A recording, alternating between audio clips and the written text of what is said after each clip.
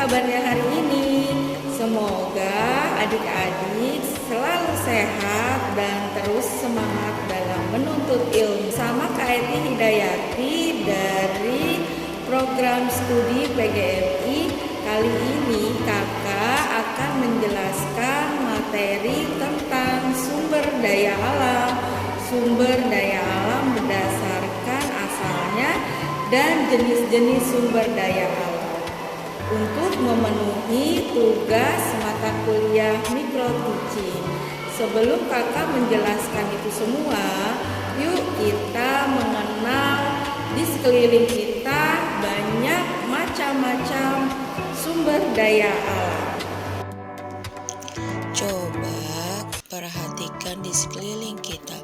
Apakah kamu menggunakan banyak benda dalam kehidupan sehari-hari seperti kursi, meja, sendok, atau pakaian, dan banyak hal yang kalian gunakan dibuat menggunakan bahan yang berasal dari alam.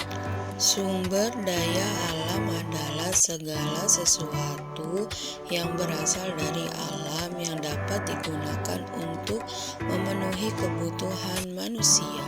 Sumber daya alam terbagi menjadi beberapa kategori berdasarkan sifat dan kegunaannya. Sumber daya alam berdasarkan asalnya ada dua. Yang pertama, sumber daya alam hayati, artinya semua kekayaan alam berupa makhluk hidup. Dan yang kedua, sumber daya alam non-hayati, artinya semua kekayaan alam berupa benda mati yang diambil manfaatnya. Selanjutnya, ada jenis-jenis sumber daya alam. Yang pertama, sumber daya alam yang dapat diperbarui, dan yang kedua, sumber daya alam yang tidak dapat diperbarui. Sumber daya alam yang dapat diperbarui adalah sumber daya alam yang tidak dapat habis atau punah jika digunakan. Contohnya, semua jenis tumbuhan, hewan, sinar matahari, angin, tanah, dan air. Selanjutnya adalah sumber daya alam yang tidak dapat diperbarui adalah sumber daya alam yang dapat habis atau punah jika terus-menerus digunakan. Contohnya hasil tambang, ada juga emas. Selanjutnya yaitu pemanfaatan sumber daya alam yang dapat diperbarui sebagai bahan makanan. Yang pertama adalah tumbuhan, contohnya seperti padi, buah-buahan, dan sayuran. Yang kedua yaitu hewan. Hewan sapi, susunya sangat bermanfaat dan dagingnya bisa kita masak menjadi makanan rendang. Lalu, ada juga pemanfaatan sumber daya alam yang dapat diperbarui sebagai pembangkit listrik. Misalnya, cahaya matahari dengan sistem sel surya, angin, atau air dapat dimanfaatkan sebagai sumber tenaga pembangkit listrik.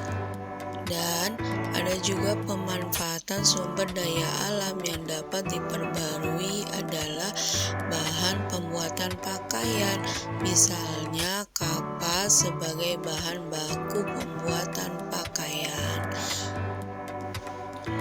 Selanjutnya yaitu pemanfaatan sumber daya alam yang tidak dapat diperbarui adalah sebagai bahan bakar minyak bumi. Misalnya pengolahan minyak bumi menjadi bensin untuk bahan bakar motor atau mobil. Dan ada juga pemanfaatan sumber daya alam yang tidak dapat diperbarui sebagai bahan pembuat peralatan, misalnya besi, tembaga, atau logam yang dimanfaatkan sebagai bahan pembuat peralatan. Dan ada juga pemanfaatan sumber daya alam yang tidak dapat diperbarui sebagai bahan pembuat perhiasan, misalnya emas, emas atau berlian yang dijadikan bahan pembuat perhiasan.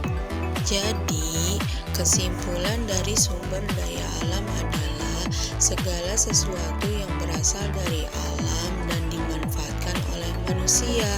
Ada sumber daya alam yang dapat diperbarui dan ada juga sumber daya alam yang tidak dapat diperbarui untuk memenuhi kebutuhan hidup manusia sehari-hari.